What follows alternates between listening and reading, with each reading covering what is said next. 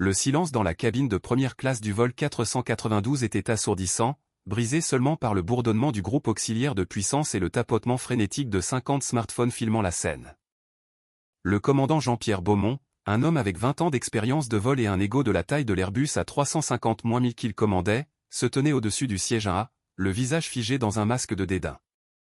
Il pointa un doigt tremblant vers l'homme en sweat à capuche, un homme qu'il venait de déclarer bruyamment inapte à respirer le même air recyclé que ses passagers VIP. Jean-Pierre pensait qu'il sortait les poubelles. Il ne savait pas qu'il regardait droit dans le canon de la Direction Générale de l'Aviation Civile, DGAC. Il ne savait pas que l'homme au siège A n'était pas juste un passager. C'était l'homme qui avait signé la licence de Jean-Pierre. Et dans environ 4 minutes, la vie de Jean-Pierre allait se terminer, non pas avec une explosion, mais avec un badge. La pluie à l'aéroport Paris-Charles de Gaulle, Terminal 2, était implacable. Un rideau gris d'eau martelait le tarmac, transformant le monde extérieur en une peinture aquarelle floue. À l'intérieur du poste de pilotage de l'Airbus A350-1000, le commandant Jean-Pierre Beaumont regarda sa montre pour la 3e fois en 1 minute. Ils avaient déjà 40 minutes de retard sur l'horaire. Jean-Pierre était un pilote de lignée. Son père avait volé pour Air France, son grand-père pour l'armée de l'air. Il avait la mâchoire d'une star de cinéma, les cheveux argentés d'un homme d'État et la patience d'un requin affamé. Pour Jean-Pierre, le cockpit n'était pas juste un travail. C'était une salle du trône. Il était le roi du ciel et dirigeait son poste de pilotage avec une précision militariste terrifiante. Le chargement de carburant est confirmé, commandant, dit timidement le copilote, un jeune homme nommé Stéphane Roche. Stéphane avait 28 ans, était vif d'esprit et terrifié par Jean-Pierre. Ils en ont mis du temps, claqua Jean-Pierre en ajustant ses épaulettes. Et le manifeste? J'ai vu la liste VIP. Nous avons le sénateur Jean-Luc Moreau à bord et la PDG de Ciel et Terre. Je veux un vol fluide.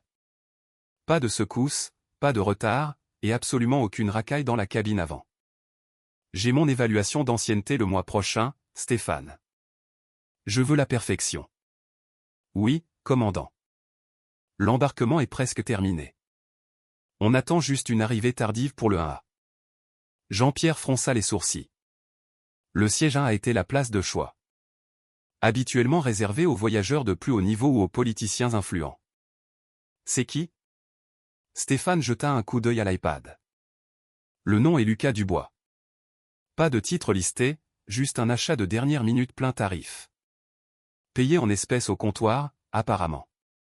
Jean-Pierre ricana. Espèces au comptoir, hein. Probablement un gagnant du loto ou l'entourage d'un rappeur.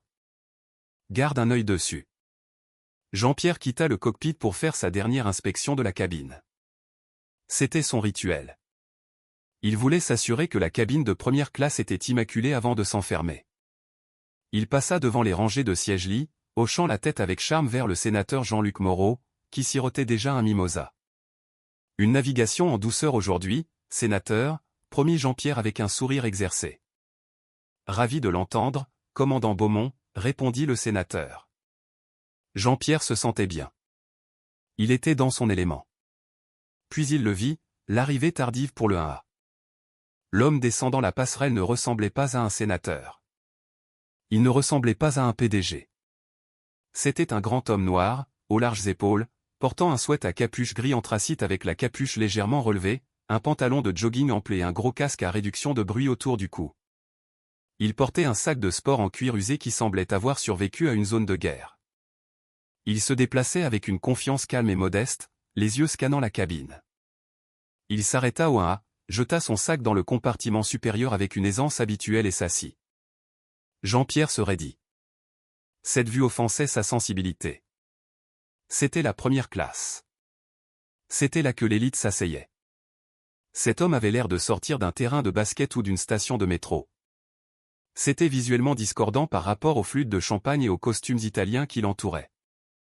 Jean-Pierre fit signe à la chef de cabine, Sandrine, une vétérane du ciel qui connaissait bien le tempérament de Jean-Pierre. Elle se précipita vers l'office où Jean-Pierre fumait de rage. Sandrine, siffla Jean-Pierre, sa voix basse mais chargée de venin. Qui est-ce au 1A? CM. Dubois, commandant, dit Sandrine en regardant le manifeste. C'est l'arrivée tardive. Il a l'air perdu, marmonna Jean-Pierre en regardant par-dessus le rideau. Regarde-le. Sweat à capuche, jogging. Il met le sénateur mal à l'aise. Sandrine regarda en arrière. Le sénateur Jean-Luc Moreau lisait un journal, ignorant complètement M. Dubois.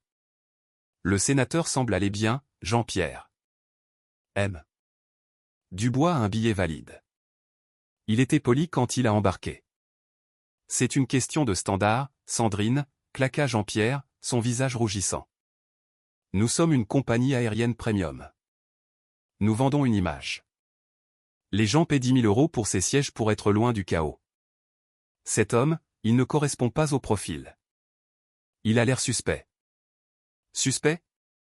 Sandrine haussa un sourcil. Commandant, il est juste assis là. Il a payé en espèces, a dit Stéphane. Dernière minute, dit Jean-Pierre, son esprit s'emballant, reliant des points qui n'existaient pas. Argent de la drogue ou fraude? Je n'aime pas ça.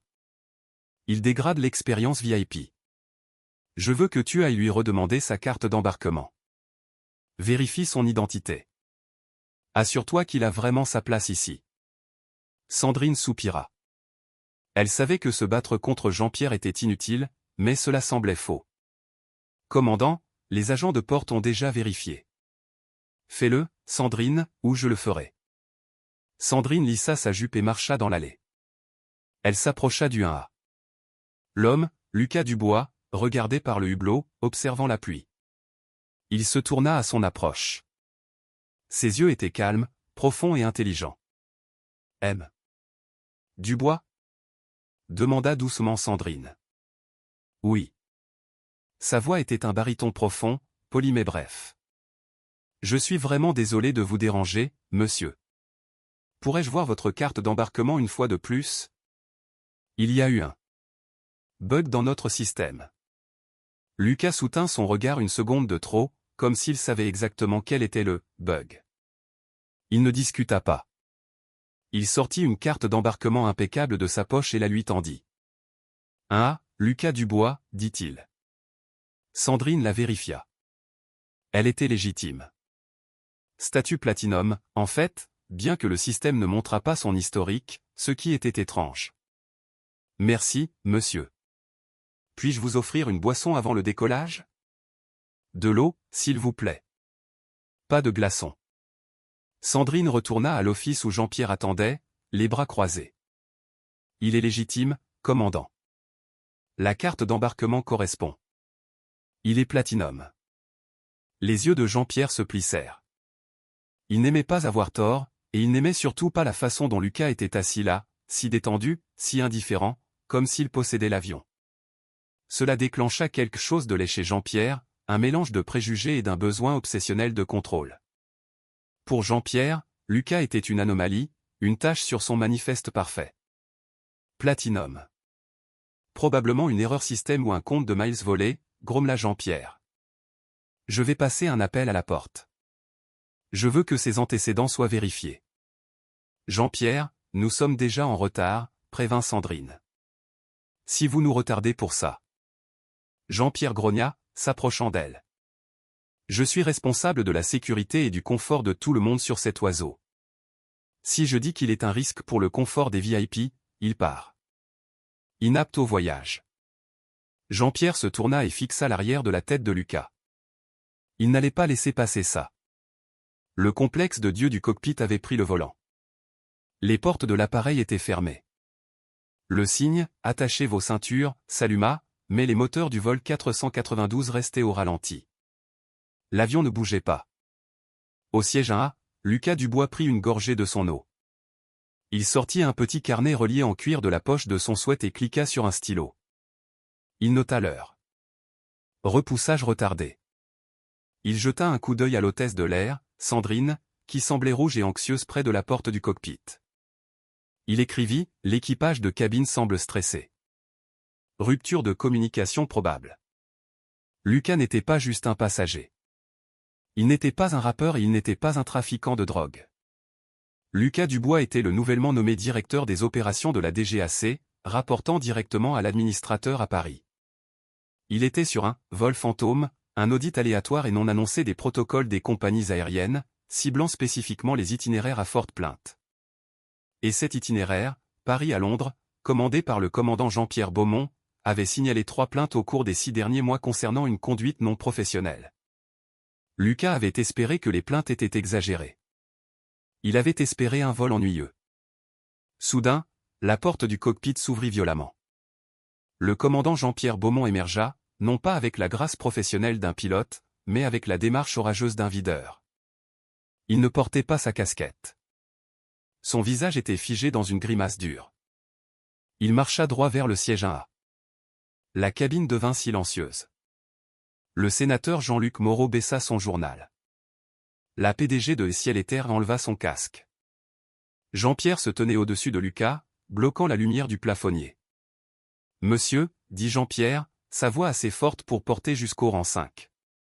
Il n'utilisa pas le « monsieur » poli du service client. Il utilisa le « monsieur » d'un officier de police sur le point de procéder à une arrestation. Lucas reboucha lentement son stylo. Il leva les yeux, son expression illisible. « Oui, commandant ? J'ai besoin de voir votre identification, maintenant. » Lucas resta assis. « J'ai montré ma carte d'embarquement et ma pièce d'identité à la porte et à nouveau à votre hôtesse de l'air. Y a-t-il un problème ? » Le problème, dit Jean-Pierre en se penchant, envahissant l'espace personnel de Lucas, c'est que j'ai des raisons de croire que vous êtes en violation de notre code vestimentaire et de notre politique de conduite pour la cabine de première classe. Un murmure traversa la cabine. Code vestimentaire ? De nos jours, les gens volaient en pyjama tout le temps. Lucas haussa un sourcil. Mon sweat à capuche, c'est du cachemire, et je n'ai pas dit un mot à qui que ce soit. En quoi ma conduite est-elle une violation ? Vous mettez les autres passagers mal à l'aise, mentit Jean-Pierre avec fluidité, faisant un geste vague derrière lui. Nous avons des clients de haut profil sur ce vol. Des VIP. Votre apparence et votre comportement ne sont pas adaptés à cette cabine. J'ai pris une décision de commandement. Et quelle est cette décision ? Demanda Lucas, sa voix baissant d'une octave, devenant dangereusement calme. Je vous déplace, dit Jean-Pierre en pointant vers l'arrière de l'avion. J'ai un siège en classe économique confort. Vous y serez plus à l'aise. Prenez votre sac. C'était un test, un rituel d'humiliation. Jean-Pierre s'attendait à ce que l'homme explose, crie, jure. Cela donnerait à Jean-Pierre l'excuse pour l'expulser complètement. Il voulait une réaction. Il voulait une raison. Mais Lucas ne cria pas. Il ne bougea pas. Il fixa simplement Jean-Pierre Beaumont avec un regard de profonde déception. « Commandant, dit doucement Lucas. J'ai payé le plein tarif pour ce siège. Je ne bouge pas et je vous suggère fortement de retourner au cockpit et de faire repousser cet avion. Vous avez déjà 45 minutes de retard. » Le visage de Jean-Pierre vira à une nuance violente de rouge. Il sentait son autorité lui échapper. Les passagers regardaient. Le sénateur regardait. S'il reculait maintenant, il aurait l'air faible. « Écoute-moi bien, mon garçon, grogna Jean-Pierre, le sous-entendu racial échappant, net et indéniable. Je suis le commandant de ce navire. Ma parole est la loi. Tu es inapte au statut VIP. Tu n'as pas ta place ici.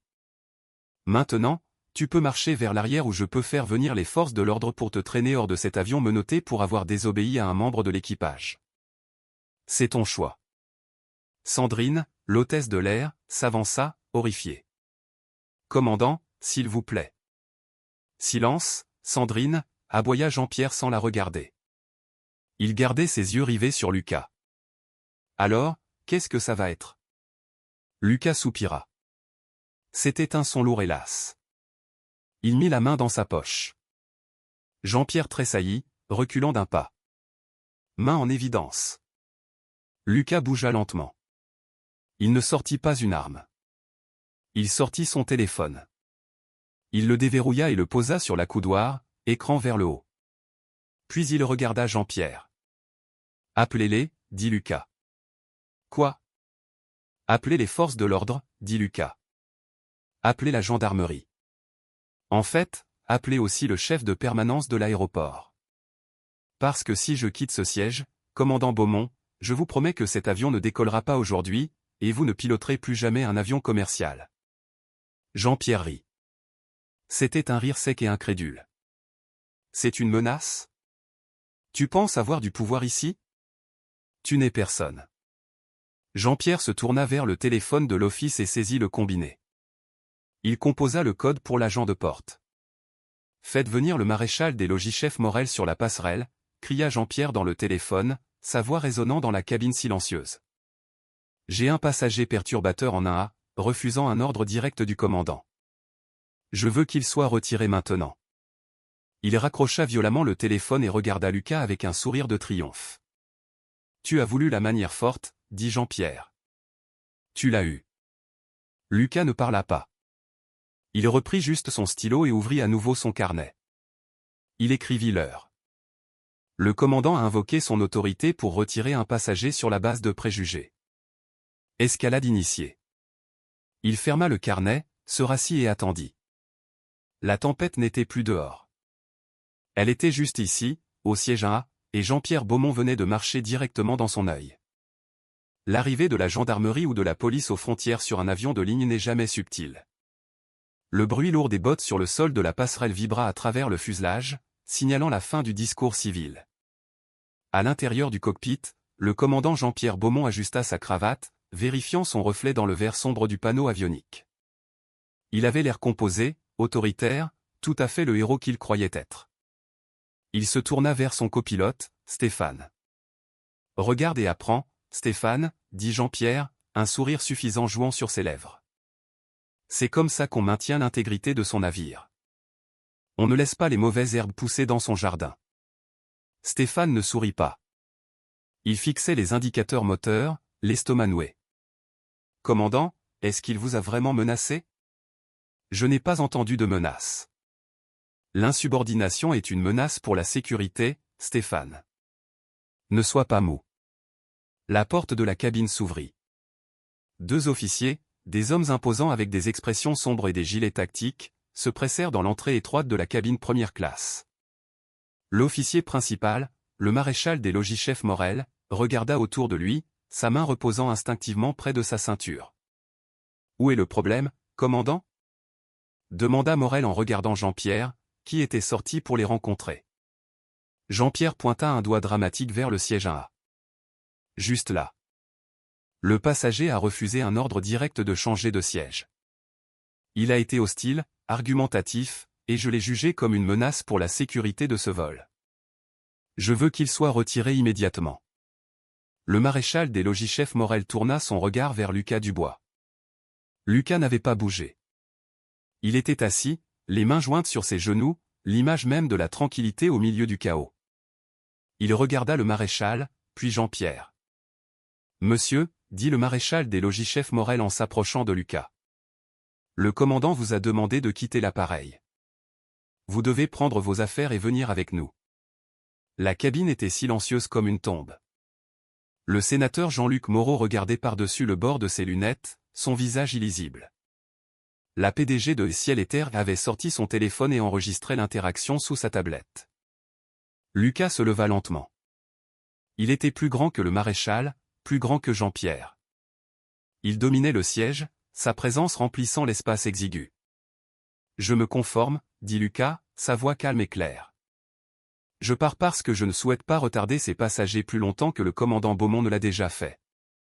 Prends juste ton sac, » claqua Jean-Pierre depuis l'office, incapable de s'en empêcher. « Et garde ton discours. » Lucas leva la main et tira son sac de sport en cuir usé du compartiment. Il le jeta sur son épaule. Il se tourna pour faire face à Jean-Pierre.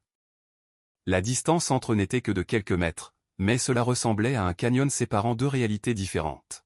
« Commandant Beaumont, » dit Lucas, sa voix baissant pour que seul le capitaine et les officiers puissent entendre. « Vous avez invoqué l'article L.6522 du Code des transports pour retirer un passager que vous jugez à risque. C'est une épée lourde à manier. »« Je connais la loi, » ricana Jean-Pierre.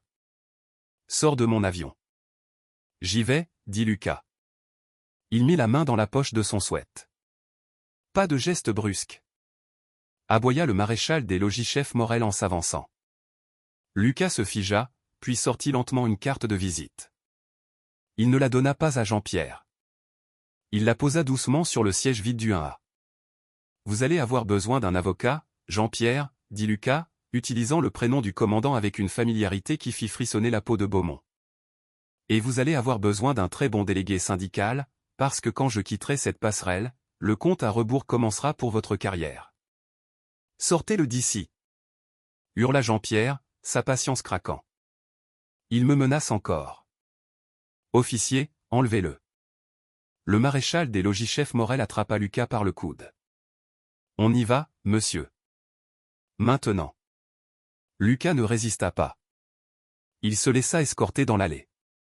C'était la marche de la honte, le moment que tout passager indiscipliné redoute, le moment où des centaines d'yeux vous jugent comme un ivrogne, un raté, un criminel. Mais Lucas ne baissa pas les yeux.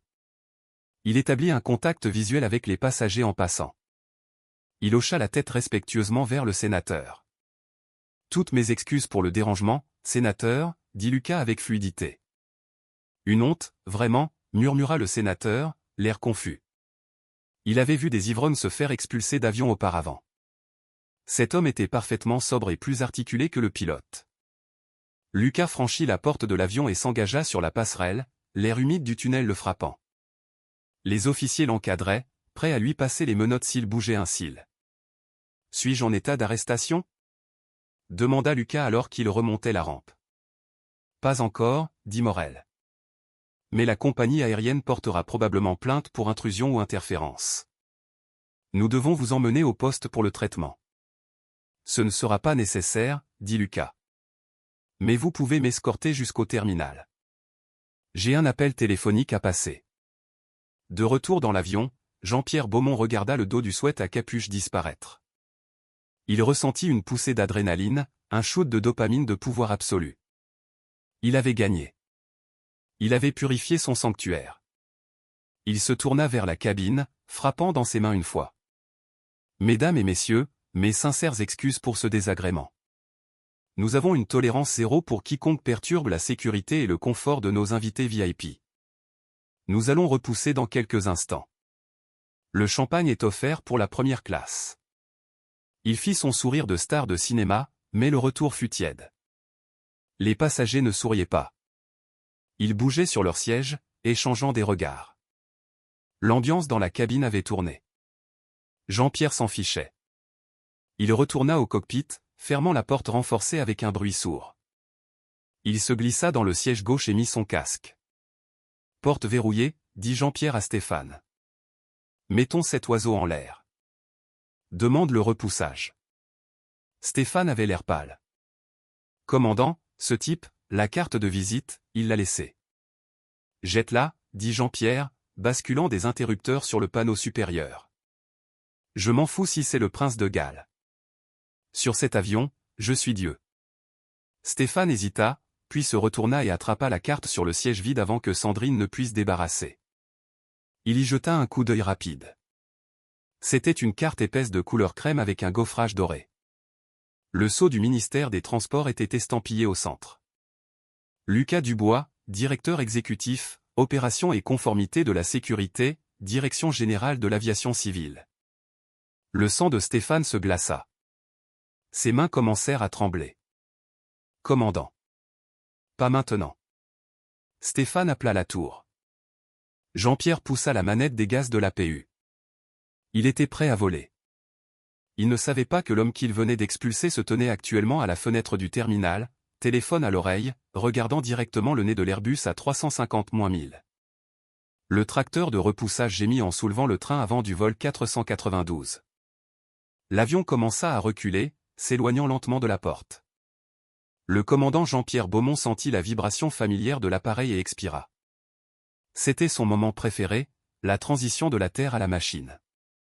La pluie fouettait encore le pare-brise, mais Jean-Pierre ne s'en souciait pas. Il était un bon pilote, un grand pilote dans son esprit. Il pouvait voler à travers un ouragan sans renverser son café.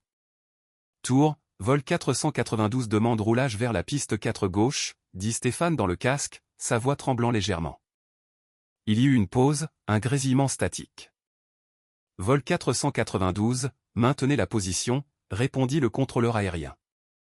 La voix n'était pas la cadence rythmée et ennuyée habituelle du contrôle aérien.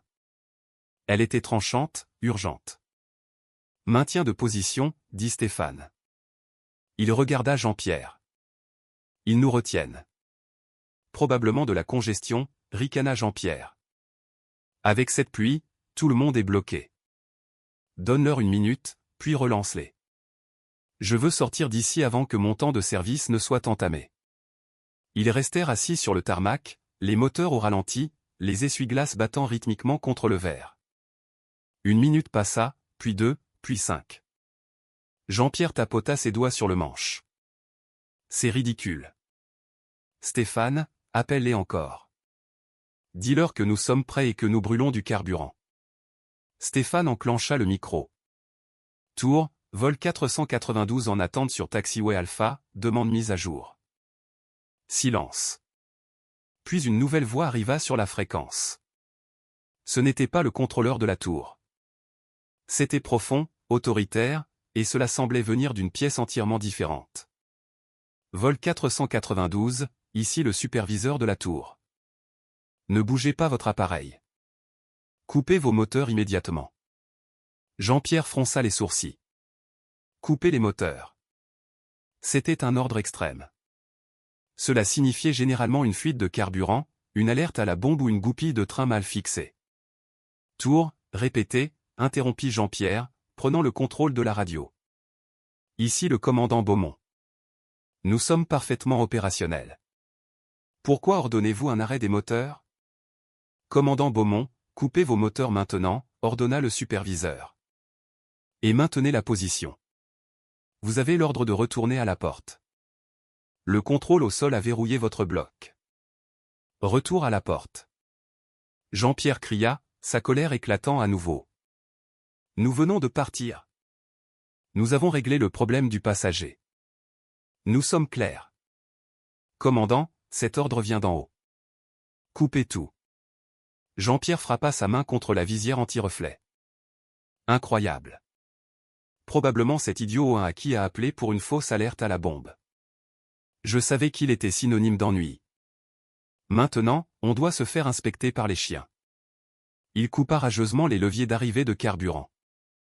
Les massifs moteurs Rolls-Royce Trent XWB ralentirent, le bourdonnement mourant dans un silence morose.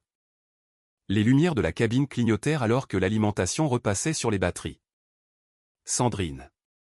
Jean-Pierre sonna l'interphone. Préparez la cabine. On retourne à la porte. Problème de sécurité encore. La voix de Sandrine grésilla en retour, semblant épuisée. Le conducteur du tracteur qui attendait en bas reconnecta la barre de remorquage. L'avion frissonna alors qu'il était poussé vers l'avant, retournant vers le terminal qu'il venait de quitter. Jean-Pierre fumait tout le long du chemin. Il rédigeait mentalement son rapport. Il poursuivrait ce passager. Il le ferait enterrer sous les frais juridiques. Il s'assurerait que Lucas Dubois ne fasse plus jamais voler ne serait-ce qu'un cerf-volant. L'avion s'arrêta en gémissant à la porte B42. La passerelle commença à s'étendre. « Je vais sortir là-bas et dire ma façon de penser à la police », dit Jean-Pierre, débouclant son harnais. Ils auraient dû l'arrêter, pas le laisser passer des coups de fil. « Commandant », dit Stéphane, sa voix à peine un murmure. Il tenait la carte de visite, le visage blanc comme un linge. « Vous devez regarder ça. »« Je ne veux pas voir ces ordures, Stéphane. »« Jean-Pierre, regardez la carte. » Hurla Stéphane, craquant pour la première fois. Jean-Pierre s'arrêta. Il arracha la carte de la main de Stéphane. Il la tint sous la lumière tamisée du cockpit. Il lut le nom, Lucas Dubois. Il lut le titre, DGAC, directeur des opérations. Jean-Pierre cligna des yeux. Il le lut encore. Les mots n'avaient pas de sens. Ils ne pouvaient pas avoir de sens. Le type en sweat à capuche. Le type en jogging. C'était l'homme qui supervisait les réglementations de sécurité pour tout le pays. Non, chuchota Jean-Pierre. C'est faux. C'est un accessoire. C'est un escroc. Mais au fond de ses tripes, une pierre froide et dure de terreur commença à se former. La porte du cockpit ne s'ouvrit pas simplement. Elle fut déverrouillée de l'extérieur. Cela ne devrait pas arriver. Seul l'équipage avait le code. La porte s'ouvrit en grand. Ce tenant-là, ce n'était pas Sandrine. C'était le chef de permanence de l'aéroport, un homme que Jean-Pierre connaissait bien, l'air terrifié. À côté de lui se trouvait un homme en costume sombre avec une oreillette sécurité d'État. Et derrière eux, montant dans l'avion pour la deuxième fois ce jour-là, se trouvait Lucas Dubois. Il ne portait plus le sweat à capuche. Il l'avait enlevé pour révéler un t-shirt noir uni. Mais autour de son cou, suspendu à un cordon qu'il avait sorti de son sac, se trouvait un badge. Un badge fédéral. Il captait les lumières du cockpit, brillant d'autorité. Lucas ne cria pas. Il n'avait pas l'air en colère. Il ressemblait à un juge rendant un verdict. Il entra dans le cockpit. C'était bondé maintenant. Jean-Pierre était toujours assis dans son siège, la carte de visite froissée dans sa main moite. « Commandant Beaumont », dit Lucas. Sa voix n'était plus celle d'un passager. C'était la voix du gouvernement français. « Vous » bégaya Jean-Pierre. « Vous ne pouvez pas être ici. C'est un poste de pilotage stérile. »« Plus maintenant », dit Lucas. « Depuis 2 minutes, cet appareil a été cloué au sol par la Direction générale de l'aviation civile, et votre certificat médical ainsi que votre licence de pilote ont été administrativement suspendus dans l'attente d'une enquête d'urgence. » Jean-Pierre sentit l'air quitter ses poumons. « Vous ne pouvez pas faire ça. Je suis le commandant. » « Vous étiez le commandant », le corrigea Lucas. « Maintenant, vous êtes un handicap. » Lucas se tourna vers Stéphane. « Copilote Roche. »« Oui, monsieur », couina Stéphane. « Avez-vous partagé l'évaluation du commandant Beaumont selon laquelle j'étais une menace pour la sécurité ?» Stéphane regarda Jean-Pierre, puis Lucas. Il vit sa carrière défiler devant ses yeux. « Non, monsieur », dit Stéphane instantanément. Je lui ai dit que vous étiez Platinum. Je lui ai dit que le manifeste était clair. Il a insisté. Traître, siffla Jean-Pierre. Lucas ignora Jean-Pierre. Bien. Vous êtes relevé de vos fonctions pour la journée, Roche. Rentrez chez vous. Lucas se retourna vers Jean-Pierre. Il se pencha tout près, posant ses mains sur le dossier des sièges pilotes. Vous m'avez traité d'inapte, Jean-Pierre. Vous m'avez jugé sur mes vêtements. Vous m'avez jugé sur ma peau. Vous pensiez protéger vos VIP de la racaille. Lucas fit un geste vers le hublot où la pluie tombait encore.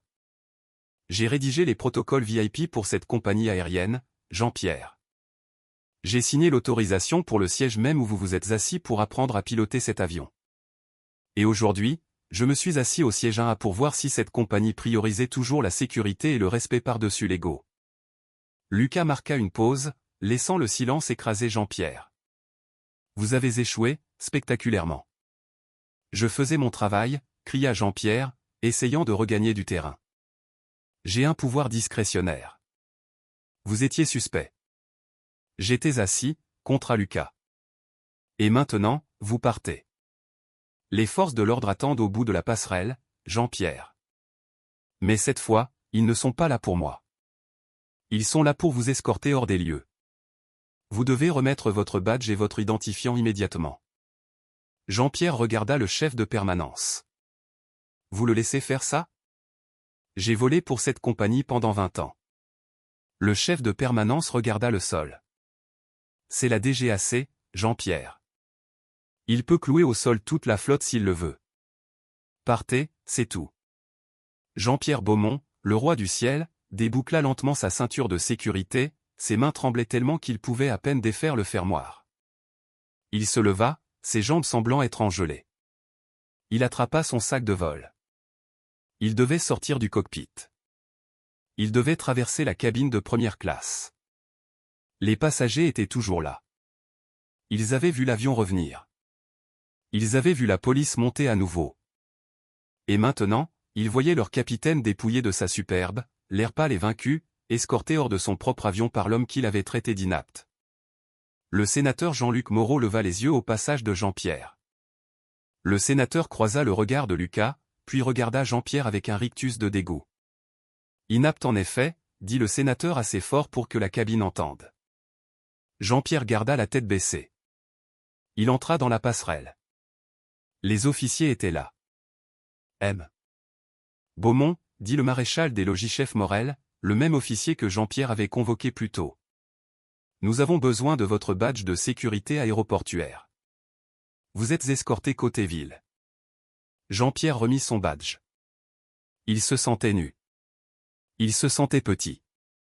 Alors qu'il remontait la rampe, laissant le monde de l'aviation derrière lui, il entendit la voix de Lucas une dernière fois parler à l'hôtesse de l'air. « Sandrine, je suis désolé pour le retard. Y a-t-il une chance que je puisse avoir cette eau maintenant ?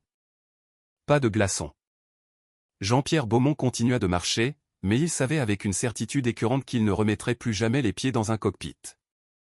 Le ciel était fermé. Le siège social d'Azur Airways était un monolithe de verre à la Défense, Paris, un bâtiment conçu pour intimider. C'était un lieu de couloirs stériles, de conversations feutrées et de décisions brisant des carrières. 3 jours après l'incident du vol 492, le commandant Jean-Pierre Beaumont était assis dans une salle d'attente au 40e étage. Il portait son meilleur costume, pas son uniforme. Son uniforme avait été récupéré par un coursier le matin précédent, avec son iPad de l'entreprise et ses badges de sécurité. Jean-Pierre fixait une fougère dans le coin, sa jambe sautant nerveusement. À côté de lui était assis Marc Petit, son délégué syndical. Marc était un homme corpulent avec un visage de bulldog. Habituellement le genre de type qui pouvait négocier pour sortir un pilote d'une accusation de conduite en état d'ivresse. Aujourd'hui, cependant, Marc avait l'air sombre. « Arrête de secouer ta jambe, Jean-Pierre », marmonna Marc, sans lever les yeux de son téléphone. « Ils ne peuvent pas me virer, Marc, » dit Jean-Pierre, sa voix rauque. Il n'avait pas dormi depuis 72 heures. « J'ai 20 ans de boîte. J'ai un dossier vierge. J'exerçais mon autorité de commandant en vertu du code de l'aviation civile. J'ai le dernier mot sur la sécurité. » « Jean-Pierre, ferme-la, » dit Marc sèchement. « Tu n'as pas viré un ivrogne. Tu as essayé de virer le directeur des opérations de la DGAC parce que tu n'aimais pas son sweat à capuche. As-tu une idée d'à quel point tu es radioactif en ce moment ? L'action de la compagnie a chuté de 4% hier quand les rumeurs ont commencé. C'est un malentendu, insista Jean-Pierre, bien que sa confiance fût une coquille vide. Je vais expliquer mon processus de pensée. Ils verront que je priorisais les VIP. Les lourdes portes en chaîne s'ouvrirent. Un jeune assistant, l'air terrifié, leur fit signe d'entrer. Ils sont prêts pour vous, commandant Beaumont. Jean-Pierre se leva, lissa sa veste et entra dans la salle du conseil. C'était un massacre en attente. En tête de table était assis Pierre-Yves Laurent, le PDG d'Azur Airways. À sa droite se trouvait le commandant Girard, le chef pilote, un homme que Jean-Pierre connaissait depuis des années, un homme qu'il considérait comme un ami. Girard ne croisa pas son regard. À gauche se trouvaient 3 avocats du cabinet le plus prestigieux de Paris, les requins juridiques externes de l'entreprise, et à l'autre bout de la table, assis seul, se trouvait Lucas Dubois. Lucas portait un costume bleu marine sur mesure aujourd'hui. Il avait l'air de chaque pouce le directeur fédéral. Il avait un dossier épais devant lui. Il n'avait pas l'air en colère. Il avait l'air clinique. « Asseyez-vous, Jean-Pierre », dit le PDG Pierre-Yves Laurent. Sa voix était assez froide pour geler de l'azote. Jean-Pierre s'assit. Marc s'assit à côté de lui en ouvrant un carnet. « Messieurs, » commença Marc. « Nous sommes ici pour discuter du malentendu regrettable sur le vol 492. Le commandant Beaumont est prêt à... » « Épargnez-nous ça, Marc », coupa le commandant Girard. Ce n'est pas une négociation. C'est une notification. Le cœur de Jean-Pierre martela contre ses côtes. Notification. Le commandant Girard fit glisser une feuille de papier sur la table en acajou. À compter de 8 heures ce matin, Azur Airways a mis fin à votre emploi pour faute grave, inconduite flagrante, violation des politiques antidiscrimination et utilisation non autorisée de l'autorité de commandement pour harceler un passager. Vous ne pouvez pas faire ça, cria Jean-Pierre en se levant. J'exige une audience. J'ai des droits syndicaux. Nous avons déjà arbitré avec le bureau syndical. Jean-Pierre, dit Marc doucement, tirant sur la manche de Beaumont. Ils ont renoncé à l'audience. Ils ne te soutiennent pas sur ce coup-là. Jean-Pierre regarda Marc, trahi. Quoi? Mais c'est le moindre de vos problèmes, prit la parole Lucas Dubois. Sa voix remplit la pièce, calme et résonnante. Lucas ouvrit son dossier. Jean-Pierre, la DGAC a terminé son examen préliminaire de l'incident. Nous avons récupéré l'enregistreur de voix du cockpit, CVR, et l'audio de la cabine. Vous ne pouvez pas utiliser le CVR pour une action disciplinaire, argumenta Jean-Pierre, citant une règle de confidentialité des pilotes bien connue.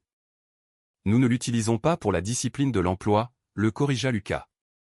Nous l'utilisons pour un arrêté d'urgence de révocation concernant vos certificats de navigant. Lucas fit glisser un second document sur la table. Il portait le sceau du ministère des Transports. La DGAC révoque votre licence de pilote de ligne avec effet immédiat. Nous signalons également votre certificat médical pour un examen psychiatrique concernant des traits narcissiques et une impulsivité anti-autorité incompatible avec des opérations aériennes sûres. Jean-Pierre sentit la pièce tourner. Révocation, pas suspension. Révocation. Cela signifiait qu'il n'était plus pilote. Il était un piéton. Il devrait recommencer à zéro au pilote privé, qualification aux instruments, commercial, des années de formation, en supposant que quiconque le laisserait voler. Vous détruisez ma vie pour un souhait à capuche, chuchota Jean-Pierre.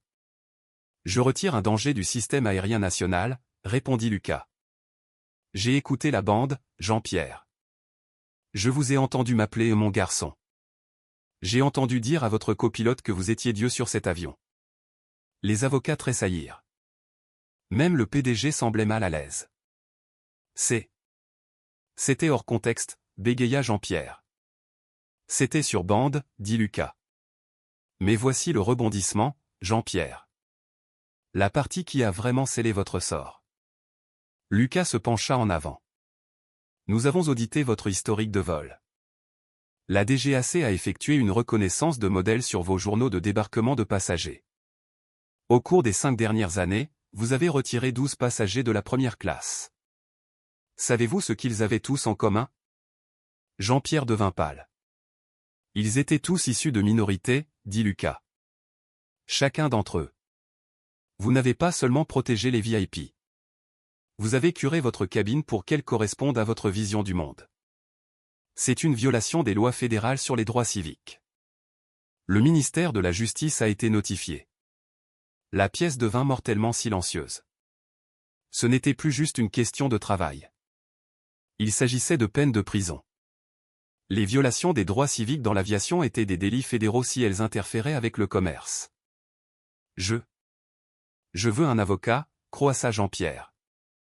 Vous en avez un? Dit le PDG, montrant Marc. Je suis un délégué syndical, pas un avocat de la défense pénale, dit Marc en fermant son carnet. Jean-Pierre, tu es tout seul. Le syndicat ne peut pas toucher à une enquête du ministère de la Justice. Jean-Pierre Beaumont, dit le PDG en se levant. Vous êtes banni de toutes les propriétés d'Azur Airways. La sécurité va vous escorter au garage. Si vous remettez les pieds dans l'un de nos terminaux, vous serez arrêté pour intrusion. Jean-Pierre regarda le commandant Girard. Girard. Jimmy, aide-moi. Le commandant Girard regarda la table. Tu as déshonoré les ailes, Jean-Pierre.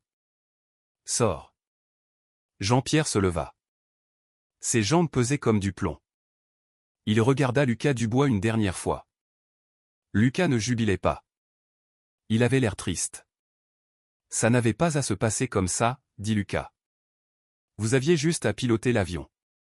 Jean-Pierre se tourna et sortit de la salle du conseil, un homme brisé. Mais en entrant dans l'ascenseur, il sortit son téléphone. Il avait encore une carte à jouer. Il avait le tribunal de l'opinion publique. Il tournerait ça à son avantage. Il irait voir la presse. Il dirait qu'il était la victime d'un excès de zèle gouvernemental, woke. Il composa le numéro du « Patriote quotidien », un média de droite connu pour prendre fait et cause pour des sujets controversés. « Allô » dit Jean-Pierre, sa voix tremblant de rage.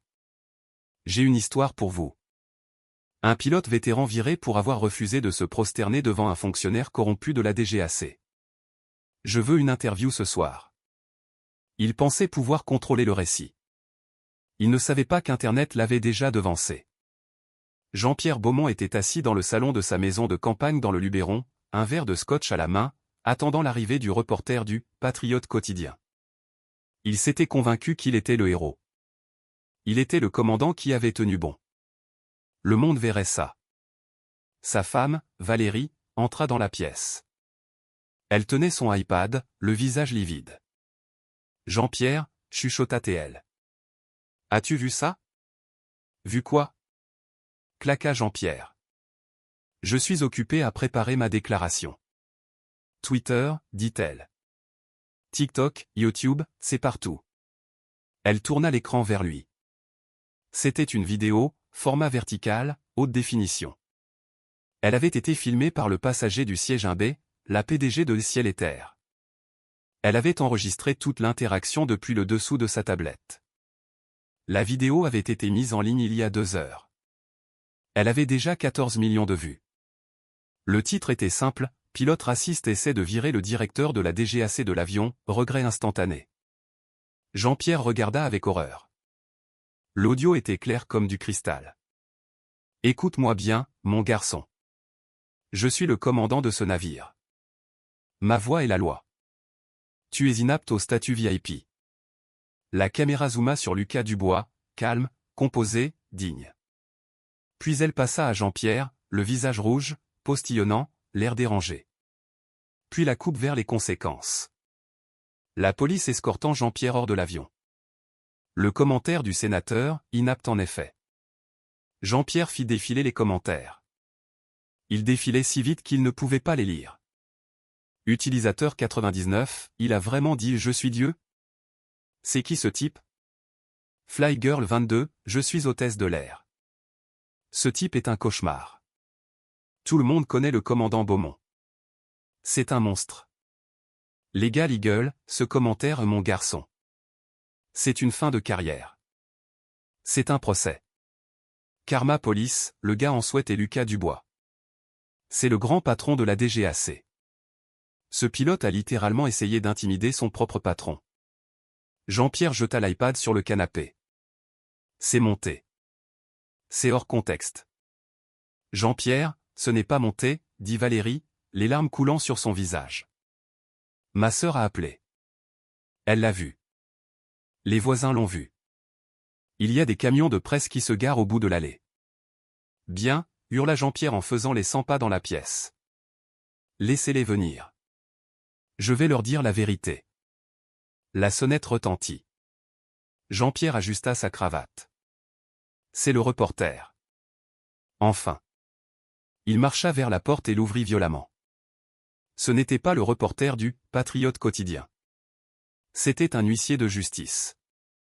Un jeune gamin avec une casquette de baseball mâchant du chewing-gum. Jean-Pierre Beaumont ? Oui. Le gamin fourra une épaisse pile de papier dans la poitrine de Jean-Pierre. Vous êtes assigné. Assigné pourquoi ? Procès civil, dit le gamin en se dirigeant vers sa Renault 4 garée un peu plus loin. Recours collectif représentant les 12 autres passagers que vous avez virés au fil des ans. Ils ont vu la vidéo. Ils vous ont reconnu. Ils poursuivent pour discrimination, détresse émotionnelle et diffamation. Oh, et Azur Airways vous poursuit aussi. Rupture de contrat et dommages pour la réputation de la marque.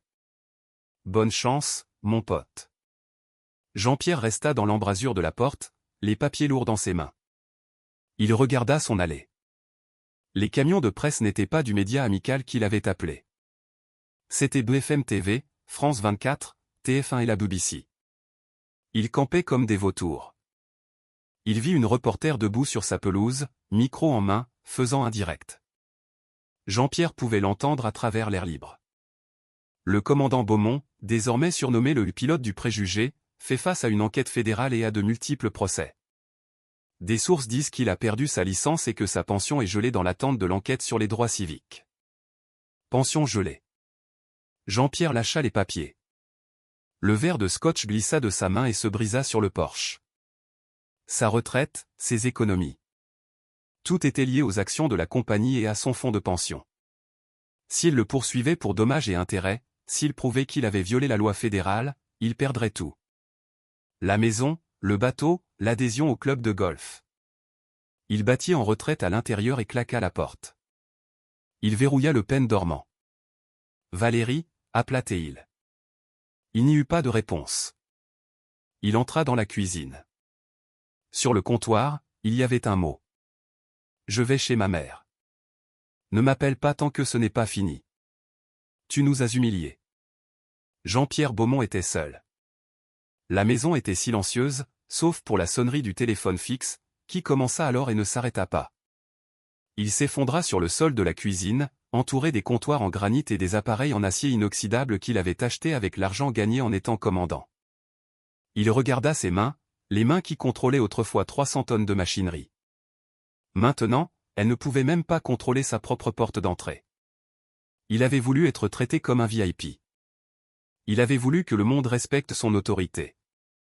Maintenant, le monde savait exactement qui il était, et ils avaient décidé qu'il était inapte. 6 mois avaient passé depuis que le vol 492 était retourné à la porte. Le monde de l'aviation bouge vite, enterrant généralement les nouvelles d'hier sous les retards d'aujourd'hui, mais l'incident Beaumont n'avait pas été enterré. Il était devenu un mouvement. Au siège de la DGAC à Paris, l'auditorium principal était bondé. C'était plein à craquer. Pilotes, dirigeants de compagnies aériennes et représentants syndicaux de chaque grand transporteur étaient présents. L'ambiance était sombre, respectueuse. Sur scène se tenait Lucas Dubois. Il avait l'air fatigué mais déterminé. Derrière lui, projeté sur un écran géant, se trouvait un nouveau document, le protocole Beaumont, reconnaissance des préjugés et des escalades dans l'autorité de commandement. Le commandement n'est pas un privilège pour régner, dit Lucas, sa voix résonnant dans la salle. C'est un devoir de servir. Lorsque nous permettons à nos préjugés personnels, à nos jugements sur l'apparence d'un passager, sa tenue vestimentaire ou la couleur de sa peau de l'emporter sur notre évaluation de la sécurité, nous n'échouons pas seulement en tant que personne. Nous échouons en tant que pilote. Il cliqua sur une télécommande. Une photo d'un sweat à capuche apparut sur l'écran. Une vague de rire nerveux traversa la foule. Ce n'est pas une menace, dit Lucas sans sourire. C'est un morceau de coton. La menace est l'ego qui ne peut pas distinguer entre un passager et un préjugé. Lucas regarda la mère d'uniforme. À compter d'aujourd'hui, chaque pilote en France subira une recertification obligatoire sous ce protocole. Nous mettons fin à l'ère du complexe de Dieu dans le cockpit. Si vous ne pouvez pas traiter chaque âme sur votre manifeste avec dignité, vous ne volerez pas dans mon espace aérien. Les applaudissements commencèrent lentement, puis devinrent un rugissement. C'était une ovation debout. Lucas avait transformé un moment de laideur en un héritage de changement. Pendant ce temps, à 30 km de là, à Roissy en France, la pluie tombait encore. C'était un mardi après-midi froid et misérable à l'extérieur du terminal 2 de CDG. Le trafic était bloqué. Les klaxons retentissaient. Une navette blanche avec le logo de L, Hôtel Budget Confort, s'arrêta en cliquetant au bord du trottoir. Les freins crissèrent bruyamment, attirant des regards agacés des voyageurs se précipitant pour l'enregistrement. La porte du conducteur s'ouvrit. Un homme dans un uniforme en polyester bon marché et mal ajusté sortit dans la bruine. Il portait un badge qui disait simplement « Jean-Pierre ». C'était Jean-Pierre Beaumont. Ses cheveux n'étaient plus parfaitement coiffés. Ils étaient clairsemés et gris. La mâchoire de star de cinéma était cachée derrière les bajoux d'un homme qui avait passé les 6 derniers mois à manger sous l'effet du stress et à boire de la bière bon marché. Il fit le tour à l'arrière du bus pour décharger les bagages. « Et, chauffeur, sac lourd !» cria un passager, un jeune homme dans la vingtaine, portant un sweat à capuche et un casque. « Faites attention avec cet étui de guitare. »« Oui, monsieur, » marmonna Jean-Pierre, gardant la tête basse. « Je m'en occupe. » Jean-Pierre hissa les lourds sacs sur le trottoir, son dos le faisant souffrir. Il avait l'habitude de commander une machine valant 300 millions d'euros. Il avait l'habitude de siroter du café en regardant le soleil se lever sur l'Atlantique. Maintenant, il soulevait des valises pour des touristes qui ne le regardaient même pas dans les yeux. Alors qu'il posait le dernier sac, un groupe de pilotes passa. C'étaient des pilotes d'Azur Airways, un commandant et 2 copilotes. Ils riaient, leurs uniformes impeccables, leurs sacs de vol roulant doucement derrière eux. Jean-Pierre se figea. Il reconnut le commandant. C'était Stéphane Roche. Stéphane avait été promu. Le jeune homme que Jean-Pierre avait essayé d'intimider pour le faire taire portait maintenant 4 gallons. Il marchait avec une confiance tranquille, discutant avec son équipage. Stéphane s'arrêta. Il regarda le chauffeur de la navette debout sous la pluie. Leurs yeux se croisèrent une seconde fugace. Jean-Pierre voulait détourner le regard pour se cacher, mais il ne pouvait pas. Il vit la pitié dans les yeux de Stéphane. Ce n'était pas de la colère. Ce n'était pas de la haine. C'était juste de la pitié. Stéphane fit un petit signe de tête triste, puis se tourna et marcha vers l'entrée du terminal, les portes automatiques s'ouvrant pour l'accueillir dans le monde duquel Jean-Pierre était banni pour toujours. « Et l'ami, tu veux un pourboire ou quoi » hurla le touriste en sweat à capuche, agitant un billet. Jean-Pierre se retourna vers la réalité qu'il avait créée. Il prit le billet. « Merci, monsieur, dit Jean-Pierre, sa voix se brisant. Bon vol.